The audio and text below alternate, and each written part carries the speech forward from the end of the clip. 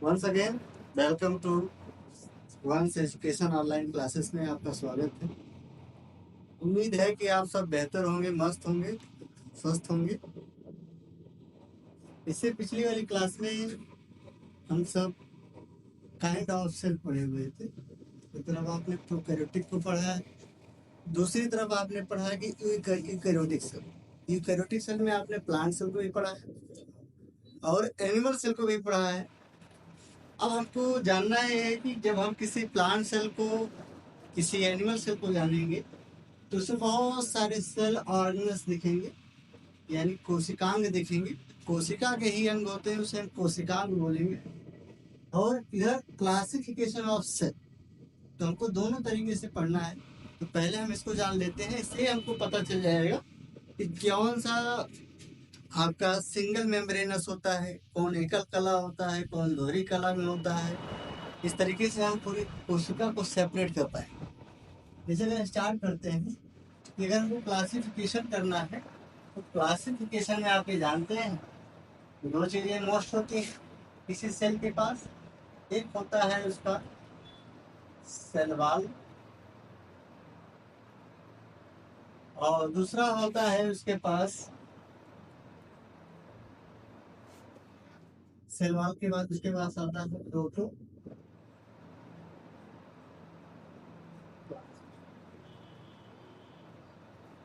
ये दो है। जब हम किसी सेल को सेपरेट करते हैं, सेल वॉल को हटा देते हैं तो प्रोटोप्लास्ट हो। ये सेल वॉल हो गया, दूसरा क्या हो गया, प्रोटोप्लास्ट।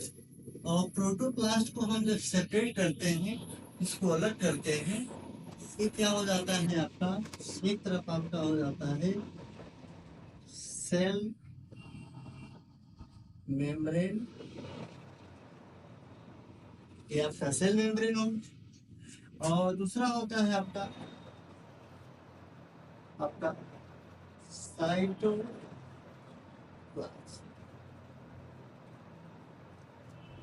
सेल मेम्ब्रेन को ही आप प्लाज्मा मेम्ब्रेन भी बोलते हैं। क्या बोलते हैं?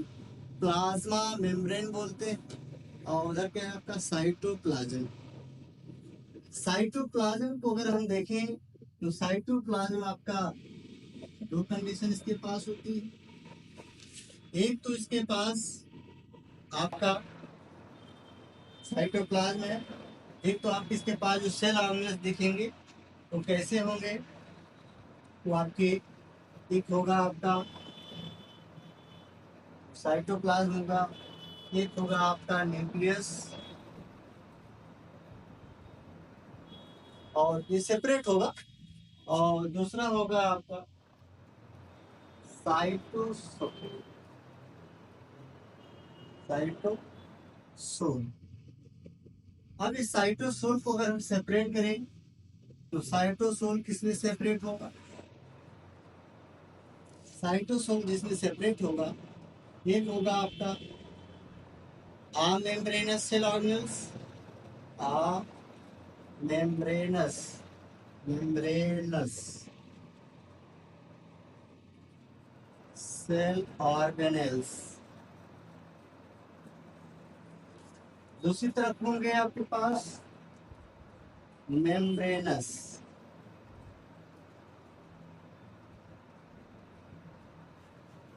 ठीक है, सेल ऑर्गेनल्स।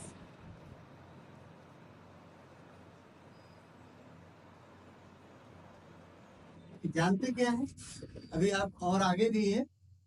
आपको पहले जब हम सेपरेट करते हैं तो सेल वॉल हो गई, और सेल वॉल जब हटा देते हैं तो प्रोटोप्लास्ट यानी प्रोटोप्लाज्म सेल बोलते हैं। और प्रोटोप्लाज्म दो में डिवाइड होता है, एक प्लाज्मा मेम्ब्रेन होता है, दूसरा साइटोप्लाज्म में डिवाइड है। और साइटोप्लाज्म दो पार्ट में डिवाइड हो जाता है, न्यूक्लियस और साइटोसोल के अंदर डिवाइड होता है। और साइटोसोल में अमेम्ब्रेनस सेल ऑर्गेनल्स मिलेंगे और मेम्ब्रेनस सेल ऑर्गेनल्स। होता क्या है, अगर आपसे कोई पूछे कि ये बताइए कि protoplast, cell membrane, cytoplasm, cytoplasm और साइटोसोल, साइटोसोल होता क्या है।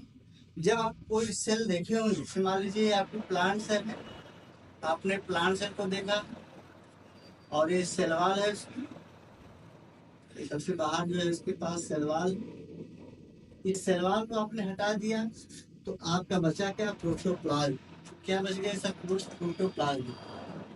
जब किसी कोशिका के अंदर जब किसी कोशिका के अंदर उसके जितने भी सेल होंगे, सेल कोशिकांग होंगे, अगर वो किसी फ्लूइड के अंदर पाए जा रहे हैं, चाहे वो न्यूक्लियस हो, माइटोकॉन्ड्रिया हो, तब उसे हम साइटोप्लाज्म कहेंगे।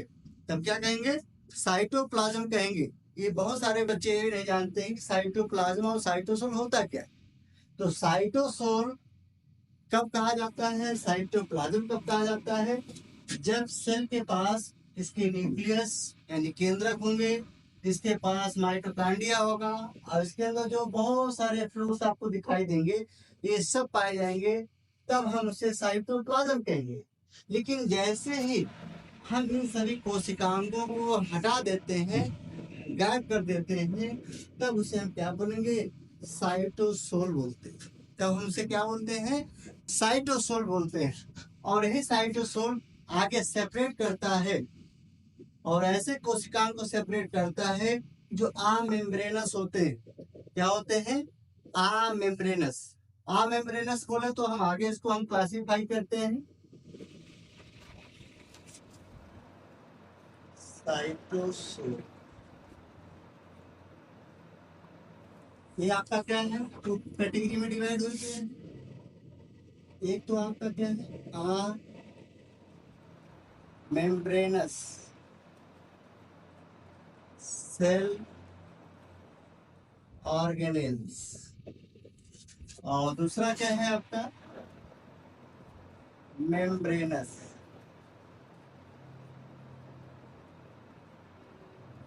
सेल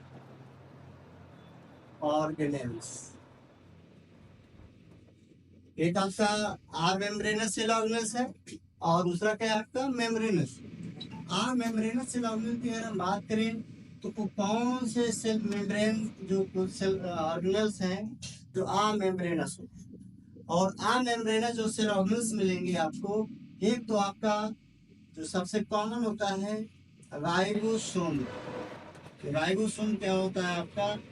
मेम्ब्रेनस सेल ऑर्गेनेल्स होता है। और दूसरा वाला क्या होता है? सेंट्रोसोम होता है। क्या होता है? सेंट्रोसोम। तीसरा क्या होता है आपका? न्यूक्लियोलस। न्यूक्लियोलस। ये तीन सेल ऑर्गेनेल्स ऐसे हैं, ऐसे कोशिकांग हैं जिसके पास केवल कोई भी कला नहीं पाई जाती, यानी कला विहीन होते हैं। इनके पास मेम्ब्रेन नहीं होते, आप मेम्ब्रेनस सेल ऑर्गेनेल्स मिलते हैं। जैसे आपका पहला है राइबोसोम है, दूसरा आपका सेंट्रोसोम है, तीसरा आपका न्यूक्लियोलस है। ये तीन चीजें आपके किस में आते हैं? मेम्ब्रेनस सेल ऑर्गेनेल्स में आते हैं।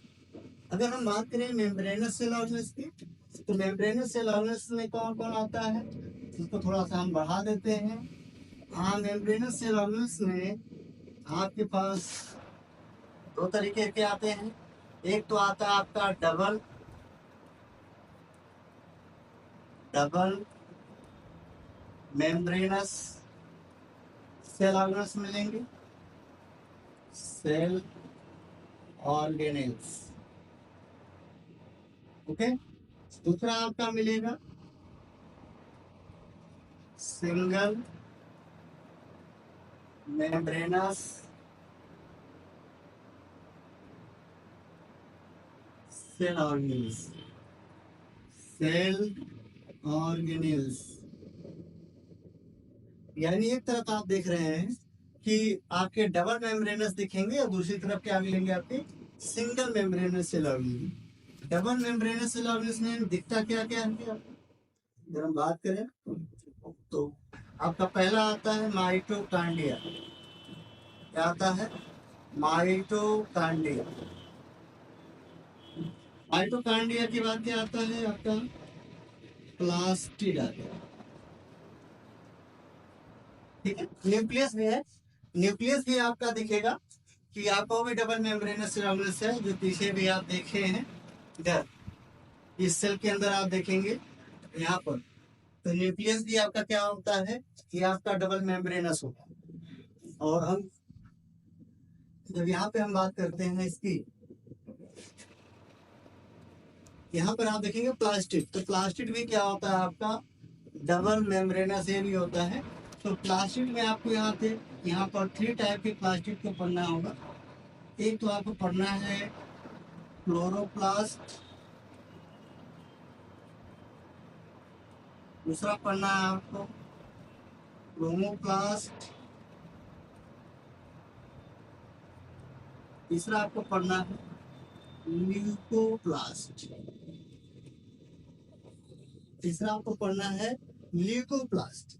तो क्लोरोप्लास्ट, क्रोमोप्लास्ट है ल्यूकोप्लास्ट। तो ये आपको पढ़ने हैं कैसे हैं, प्लास्टिक है लेकिन ये कैसे हैं, डबल मेम्ब्रेनस। और अगर हम बात करें सिंगल मेम्ब्रेनस, तो सिंगल मेम्ब्रेनस में कौन आता है तो आपको पता होंगे, बाकी से लर्नर्स आपको दिखे गए हैं। तो सिंगल में आपका आता है इंडोप्लाज्मिक रेटिकुलम, ये आपका दिख गया सिंगल मेम्ब्रेनस। गाल्गी बॉडी, गाल्गी बॉडी भी आपको दिख गया। लाइसोसोम ये भी आपको दिख गया। वैक्यूल ये भी आपको दिख गया। यानी ये सभी जो सेल ऑर्गेन्स हैं ये सब के सब आपके कैसे हैं, सिंगल मेम्ब्रेनस सेल ऑर्गेन्स। कैसे हैं, सिंगल मेम्ब्रेनस सेल ऑर्गेन्स। थोड़ा सा हम पीछे से जानते हैं कि हमको ये जानना है कि ये जो सेल ऑर्गेन्स हैं ये प्लांट सेल के अंदर भी दिखते हैं कि एनिमल सेल के अंदर दिखते हैं। कौन कौन सा प्लांट सेल के अंदर दिखता है, कौन कौन से एनिमल सेल के अंदर दिखते हैं। अगर चीजें आपको पता है कि अगर हमको ये सेल ऑर्गेन्स पता हो जाए कि कौन प्लांट के अंदर दिखता है, कौन एनिमल के अंदर दिखता है, तो हम आसानी से सेपरेट कर लेते हैं। उससे हमको उसके सारे जो नॉलेज, जो हमारे डाउट होते हैं, वो डाउट हमारे बिल्कुल क्लियर हो जाते हैं। तो हमको जानने के लिए क्या करना है, जहाँ पर प्लांट के अंदर पाया जाएगा उसको हम पी बनाएंगे, और जहाँ एनिमल का होगा वहाँ ए बनाएंगे। लेकिन अगर दोनों के अंदर कॉमन मिलता है तो उसे हम पी प्लस ए के फॉर्म में देखते हैं। एक और यहाँ पर देखा जाता है डिक्टियोसोम। क्या होता है, डिक्टियोसोम। चलिए आइए देखते हैं पीछे से, यहाँ शुरू किए। आप देखेंगे कि यहाँ पर पहला जो शुरुआत है स्पीसीज सेल को, उसके सेल ऑर्गेन्स में हम उसको अलग करते हैं। तो वहाँ शुरुआत क्या है, प्लांट के अंदर क्या मिलेगा, एनिमल के अंदर क्या मिलेगा। तो आपको पता है कि यहाँ देखो शैवाल लिखा हुआ है। तो शैवाल आपको मेनली मिलती कहाँ है, शैवाल आपको मेनली मिलती कहाँ है, शैवाल आपको मिलेगी प्लांट के अंदर। तो हम सब प्लांट के अंदर मिल रहा है तो हम केवल यहाँ पी लिखेंगे ब्रैकेट। क्या लिखेंगे, पी लिखेंगे, जिससे आपको पता चल जाएगा किसके अंदर शैवाल है। और प्रोटोप्लास्ट इसके अंदर मिलता है तो दोनों के अंदर मिल जाएगा, तो पी प्लस ए। यानी ये पी का मतलब है प्लांट और ए का मतलब है एनिमल। तो यहाँ पे भी आप सेपरेट कर देंगे। सेल मेम्ब्रेन भी किसमें मिलता है, पी प्लस ए के, यानी प्लांट और एनिमल दोनों में मिलता है। साइटोप्लाज्म भी आपका पी प्लस ए यानी दोनों के अंदर मिलता है। न्यूक्लियस भी आपका प्लांट और एनिमल दोनों में मिलता है। साइटोसोल भी दोनों के अंदर मिलता है। हमने कहा कि साइटोसोल होते क्या है, जब सभी कोशिकांगों को हम बिल्कुल निकाल दें, उसके सेल ऑर्गेन्स को गायब कर दें किसी सेल के अंदर के सेल ऑर्गेन्स को, तो ही हमको जो बचेगा, जिसे मान लीजिए सब निकाल दें जिसको साइटोप्लाज्म अभी पीछे बताए हुए हैं। और यहाँ पे आम मेम्ब्रेनस सेल ऑर्गेन्स की जब बात की, मेम्ब्रेनस सेल ऑर्गेन्स की बात करें तो वो आपका इधर इधर आप देखिए आम मेम्ब्रेनस सेल ऑर्गेन्स और मेम्ब्रेनस सेल ऑर्गेन्स। तो राइबोसोम आपको मिलेगा क्या, राइबोसोम आप देख रहे होंगे कि राइबोसोम यहाँ पर ये आपका प्रोकैरियोटिक के अंदर भी मिलता है, यूकैरियोटिक के अंदर भी मिलता है। यानी आपका प्लांट के अंदर भी मिलेगा, एनिमल के अंदर भी मिलेगा, बैक्टीरिया के अंदर भी मिलेगा। तो आपको पता है कि राइबोसोम कितने टाइप्स के होते हैं। तो राइबोसोम आपके यहाँ पर जो दोनों सेल के अंदर मिलते हैं, और दोनों सेल के अंदर कौन, पीके का मतलब होता है प्रोकैरियोटिक। हम इसको शॉर्टकट में ऐसे लिखते हैं पीके का मतलब होता है प्रोकैरियोटिक। और दूसरा इस तरफ लिखते हैं पीके का मतलब होता है यूकैरियोटिक। तो प्रोकैरियोटिक में आप देखेंगे कि प्रोकैरियोटिक में जो राइबोसोम मिलता है वो आपका कौन सा होता है, 70S होता है। कौन होता है, 70S होता है। जब इसको सेपरेट किया जाता है इस राइबोसोम को प्रोकैरियोटिक के अंदर, तो इसके दो मॉलिक्यूल होते हैं, एक लार्ज मॉलिक्यूल और एक स्मॉल मॉलिक्यूल। लार्ज मॉलिक्यूल कितने का होता है, 50S का, और स्मॉल मॉलिक्यूल कितने का होता है, 30S का। ठीक है। और यूकैरियोटिक में कितने का दिखेगा आपको, यूकैरियोटिक में जो लार्ज मॉलिक्यूल दिखेगा और स्मॉल मॉलिक्यूल उसके डाल्टन यूनिट का मॉलिक्यूल होता है, इसमें आपको 60S दिखेगा और दूसरी तरफ का दिखेगा 40S। ठीक है। तो ये राइबोसोम आपको मिलेगा। सेंट्रोसोम आपको केवल एनिमल सेल के अंदर देखने को मिलता है। इस सेल के अंदर, एनिमल सेल के अंदर मिलता है। और न्यूक्लियोलस क्या होता है, न्यूक्लियस के अंदर ही होता है। तो प्लांट और एनिमल दोनों में देखने को मिलेगा। ओके। हम बात करते हैं डबल मेम्ब्रेनस सेल ऑर्गेनिल्स। तो डबल मेम्ब्रेनस सेल ऑर्गेनिल्स में आपका माइटोकांड्रिया। माइटोकांड्रिया आपका किससे मिलेगा, ये आपका प्लांट और एनिमल दोनों के अंदर मिलेगा। और प्लास्टिड जो होता है ये केवल प्लांट के अंदर मिलेगा। किससे मिलेगा, प्लांट के अंदर मिलेगा।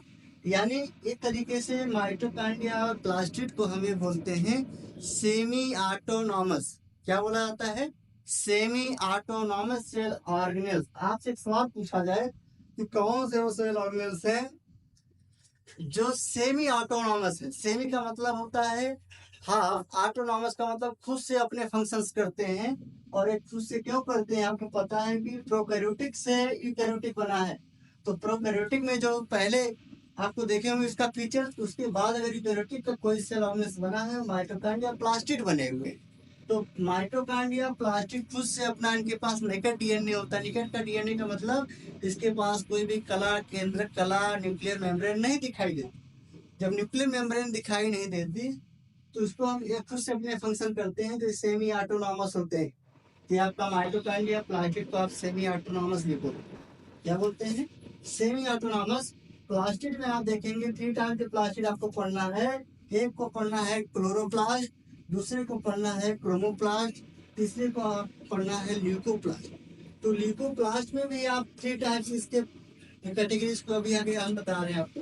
ल्यूकोप्लास्ट में भी आपने पढ़ा होगा कि एलिरोप्लास्ट, इलायोप्लास्ट और अमाइलोप्लास्ट। ये 3 टाइप को आपस में प्लास्ट आपको देखने को मिलेंगे। कि आपका ल्यूकोप्लास्ट, क्लोरोप्लास्ट हमेशा प्लांट के लीफ के अंदर मिलेगा। क्रोमोप्लास्ट क्या करता है, अपना कलरफुल देता है, यानी कलर्ड पिगमेंटेशन होता है इसके पास। ल्यूकोप्लास्ट कलरलेस होता है, जहाँ पर कोई भी पिगमेंट ना हो। वो एक तरीके से रिजर्व फूड को क्या करता है, रिजर्व करता है। इधर आप देखेंगे सिंगल मेम्ब्रेनस सेल ऑर्गेनेल्स। तो सिंगल मेम्ब्रेनस में कौन आता है, इंडोप्लाज्मिक रेटिकुलम आता है। दूसरा कौन आता है, गाल्जी बॉडी आता है। तीसरा कौन आता है, लाइसोसोम आता है। चौथा कौन आता है, वैक्यूल आता है। और पांचवा कौन आता है, डिक्टियोसोम। इंडोप्लाज्मिक रेटिकुलम आपको पता है ये न्यूक्लियर की आउटर मेम्ब्रेन से अटैच होता है, जिसे एक सेल फ्रेमवर्क देता है। यानी एक तरीके से हमें इसे इंडोस्केलेटन ऑफ द सेल कहते हैं। गाल्जी बॉडी यहाँ का जो मेटेरियल सिंथेसाइज होगा, उस सारे मेटेरियल को स्टोर है, पैकेजिंग करता है। तो गाल्जी बॉडी रेगुलेट करता है ट्रैफिक पुलिस के एज लाइक। तो इसको हम कोशिका का यातायात पुलिस, यानी हिंदी में यातायात पुलिस, और अगर इंग्लिश बोलेंगे ट्रैफिक ऑफ पुलिस कहा जाता है।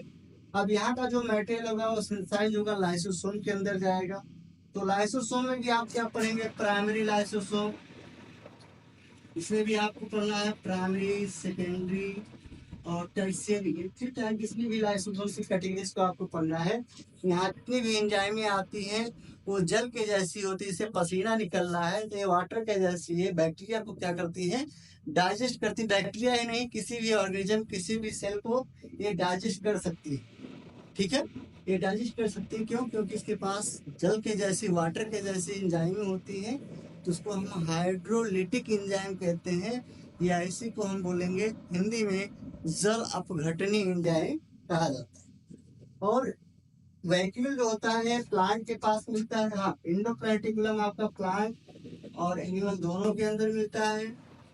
गाल्गी बॉडी आपका प्लांट के अंदर देखने को मिलता है। कि अगर सॉरी, गाल्गी बॉडी एनिमल में, अगर प्लांट में भी आप देख सकते हैं कहीं कहीं डिक्टियोसोम कहाँ होता है, ये आपका प्लांट के अंदर देखने को मिलता है, और जो लाइसोसोम होता है ये आपका एनिमल के अंदर देखने को मिलता है। ठीक है, ये रहा आपका एक आउटर सेल ऑर्गेन्स का क्लासिफिकेशन है, जैसे हम पहचान पाते हैं कि ये सेल के अंदर। अब सभी को ये पता होगा, सबसे बेसिक चीजें हैं, हर बच्चे को ये पता होना चाहिए कि कौन सा सेल ऑर्गेन्स कैसा दिखता है और कहाँ होता है, क्या काम। तो काम की बात हम आगे करेंगे अब, लेकिन ये आप एक तरीके का क्लासिफिकेशन आपको पता हो गया, जिससे आप एक चार्ट बना सकते हैं, एक तैयारी अपनी कर सकते हैं, आसानी से चीजों को सेपरेट कर सकते हैं, और आपके सारे कॉन्सेप्ट बिल्कुल क्लियर रहेंगे। आप हमारी क्लास को पढ़ते रहिए, जिससे आपके सारे डाउट्स, उसके जो कंफ्यूजन है आपके, मोर स्टडी कहा जाता है ना, more study more confusion, more study no confusion. अगर आप पढ़े हुए हैं, अगर आप पढ़ते हैं, तो कंफ्यूजन कहीं ना कहीं बनती है, क्रिएट्स होती है, लेकिन आप इससे आई होप आप ये चार्ट दोनों को आप देख लेंगे, इससे आपके सारे डाउट्स क्लियर हो जाएंगे। अब हम चलते हैं आपके टॉपिक्स पर, और टॉपिक आपकी स्टार्ट होगी।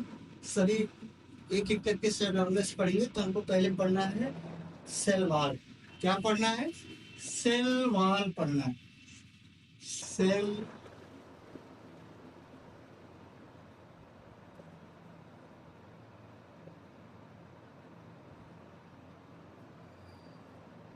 क्या पढ़ना है? Cell wall. सेल वॉल क्या होता है? सेल वॉल आपका रिजिड होता है। सेल वॉल क्या होता है? अगर हम बात करें सेल वॉल की, तो सेल वॉल क्या होता है? Rigid, rigid wall. ये रिजिड वॉल होती है। बाउंड्रीज, जो बाउंड्रीज होती है, बाउंड्री पूरी तरीके से कवर किया रहता है, यानी तरीके से इसे शेप देता है, शेप और उसकी साइज क्लियर करता है सेलवाल। तो सेलवाल मिलते क्या है, कहाँ कहाँ मिलता है सेलवाल, किस जगह पे मिलता है सेलवाल? तो सेलवाल आपका किसी भी सर्कमस्टेंसेस, परिस्थितियों में आप देखेंगे सेलवाल उसको हमेशा एक दृढ़ता मजबूत करता है। कोई भी मटेरियल प्लांट के अंदर अगर वो ट्रांसपोर्ट हो रहा है एक तरीके से, मान लीजिए कि आपकी आपके प्लांट है, ये प्लांट है, ये प्लांट सेल है, और एक बगल पे सेल है। इन दोनों के बीच में अगर कोई मटेरियल जब ट्रांसपोर्ट होता है, तो एक ट्यूब बनता है, इसको हम प्लाज्मोडेस्माटा कहते हैं। यानी अगर कोई मेटल ट्रांसपोर्टेशन होता है, तो इसके लिए भी सवाल है, जो आसानी से मेटल को ट्रांसपोर्ट कर दे, इधर से उधर हो जाए, आर पार हो जाए। तो अगर एक प्लांट की सेल के अंदर दिखेगा, तो इस ट्यूब को हम बोलते हैं प्लाज्मोडेस्माटा। क्या बोलेंगे? प्लाज्मोडेस्माटा बोला जाता है।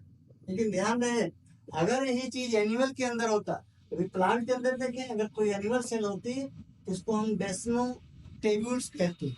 जिसमें इसको अगर एनिमल के अंदर आता है, तो क्या हो जाता है? डेस्मोजोम या डेस्मोटेब्यूल, इस तरीके से हम इसे बोल सकते हैं। तो आइए देखते हैं कि सलवार मिलती कहाँ है, क्या क्या होता है, कहाँ कहाँ कहते हैं। तो सलवार किन किन चीजों में मिलता है, आपको याद होना चाहिए। तो पहला है आपका सलवार, आपका किससे मिलता है? पीके, यानी पीके का मतलब हम चलो लिखते हैं पूरा, प्रोकैरियोटिक, प्रोकैरियोटिक सेल। ठीक है। दूसरे पे आपका आता है, किसे मिलता है? प्लांट के अंदर मिलता है। दूसरा किसे मिलता है? प्लांट के अंदर मिलता है। तीसरा किसे मिलता है? फंजाई में मिलता है। और चौथा आपका किससे मिलता है? डायटम्स में। किससे मिलता है? डायटम्स क्या होता है? प्रोटिस्टा का मेंबर है, प्रोटिस्टा का मेंबर है, उसमें देखने को मिलता है। प्रोकैरियोटिक में आते क्या क्या है, मुख्य रूप से याद रखिएगा, आज एक कॉन्सेप्ट आपको हम बता दे रहे हैं। प्रोकैरियोटिक में आते कौन कौन से? तो प्रोकैरियोटिक में आपके आएंगे, पहले आपका आता है प्रोकैरियोटिक जो है, उसका नाम है माइकोप्लाज्मा। हमने आपको बोला था सबसे पहली सेल है माइकोप्लाज्मा। ठीक है। इसके बाद हम बात करेंगे, इसके पास और क्या होते हैं, इसके पास ट्यू बैक्टीरिया होते हैं। क्या होते हैं? यू बैक्टीरिया होते हैं। इसके पास और क्या होता है, आर्की बैक्टीरिया होते हैं, आर्की बैक्टीरिया। इसके पास क्या होता है आपका, आर्की बैक्टीरिया, बैक्टीरिया आपका माइकोप्लाज्मा। और जो लास्ट बैक्टीरिया होती है वो साइनो बैक्टीरिया है। क्या है, साइनो बैक्टीरिया, इसको हम बोलते हैं BGA, ब्लू ग्रीन एल्गी। ये आपकी तीन, ये जो चारों दिख रहे हैं, चारों आपको जो दिख रहे हैं सलामी, ये सब के सब क्या होते हैं, प्रोकैरियोटिक सेल के अंदर आते हैं। ये बैक्टीरिया सबसे कॉमन बैक्टीरिया होती है। आर्की बैक्टीरिया के बारे में भी आपको पढ़ाएंगे, साइनो बैक्टीरिया के बारे में भी आपको हम पढ़ाएंगे। लेकिन जो प्रोकैरियोटिक के अंदर जो सेलवाल होती है, वो सेलवाल किससे बनती है, ये सेलवाल आपका याद रखिएगा, जो सेलवाल है आपकी, ये सेलवाल आपका जो प्रोकैरियोटिक सेलवाल है, ये आपके जो कंपोनेंट होते हैं, एक होता है नैम और दूसरा होता है नैग, कंपोनेंट होते हैं। यह नैम का मतलब होता है एन एसिटल न्यूरामिक, न्यूरामिक। और नैग का मतलब होता है एन एसिटल ग्लूकोसामिन, ग्लूकोसामिन। ये जो कंपोनेंट्स होते हैं, ये कंपोनेंट आपके कार्बोहाइड्रेट के कंपोनेंट इसके होते हैं। एक होता है आपका कार्बोहाइड्रेट, कार्बोहाइड्रेट, और दूसरे कंपोनेंट जो होते हैं वो प्रोटीन के कंपोनेंट्स होते हैं। तो दोनों मिला के क्या बनाते हैं, पेप्टिडोग्लाइकॉन। तो आप एक वर्ड में बोलते हैं कि जो आपका बैक्टीरिया होती है, बैक्टीरिया की जो सेलवाल होती है, वो सेलवाल आपका किससे मेडअप होती है, तो आप बताएंगे पेप्टिडोग्लाइकान से मेडअप होती है, या इसी को आप बोलते हैं ल्यूकोपेप्टाइड। क्या बोलते हैं, ल्यूकोपेप्टाइड बोला जाता है। ये आपकी बैक्टीरिया की सेलवाल पर पाया जाता है। और इसमें भी हम आगे में बात करेंगे कि बैक्टीरिया के टू टाइप की होती है, एक नेगेटिव बैक्टीरिया होती है, एक पॉजिटिव बैक्टीरिया होती है। तो किसके ज्यादा पाया जाता है, किसके कम पाया जाता है, तो ये सब के सब खासकर सलवार किसके अंदर नहीं मिलता, आपको पता होना चाहिए माइकोप्लाज्मा के अंदर सलवार नहीं होती, यानी उसका कोई आकार, जैसे पिछली वाली क्लास में आपको बताया गया था सलवार इसमें नहीं पाई जाती। अब थोड़ा सा बात करेंगे इसके आगे वाली की, तो आपका प्रोकैरियोटिक हो गया। प्रोकैरियोटिक में हम प्लांट की बात करते हैं, प्लांट की सेलवाल की बात कर रहे हैं। यहाँ पे थोड़ा सा लिख देते हैं एक बार फिर से।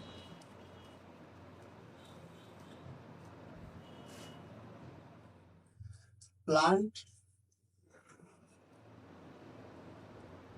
फंजाई और आपका डाइटम्स। देखिए, अगर हम प्लांट की बात करें तो प्लांट की जो सेलवाल होती, प्लांट की जो सेलवाल होती है, उस सेलवाल में क्या क्या मिलता है, सेलुलोज हो सकता है, क्या हो सकता है, सेलुलोज या हाफ डेवलप सेलुलोज हो सकता है, हेमी सेलुलोज। आपने देखा होगा कि प्लांट सेल सेल मेम्ब्रेन के बीच में एक लैमिला दिखने लगती है, उसको हम मिडिल लैमिला बोलते हैं। और वो किससे मेडअप हो सकती है, वो भी सेलवाल के पार्ट्स में आ सकता है, तो उसको हम बोलते हैं टेक्टिल्स। क्या बोलते हैं, तो आपसे पूछा जाए कि प्लांट की जो सेलवाल किससे मेनली बनी होती है, मुख्यतः किससे मेडअप होती है, तो हमेशा याद रखेगा जो मेनली बनी होती है वो सेलुलोज से बनी होती है, कहीं कहीं हेमी सेलुलोज और टेक्टिल्स भी आपको दिखाई देगी। फंजाई, आप देखोगे फंजाई किससे बनता है, तो फंजाई में जो पाया जाता है वो आपका काइटिन। फंजाई में क्या पाया जाता है, काइटिन होता है। काइटिन किसकी, फंजाई की जो शैवाल होती है उसमें पाया जाता है, लेकिन ये पॉलीमर होता है, यानी ये पॉलीमर होता है।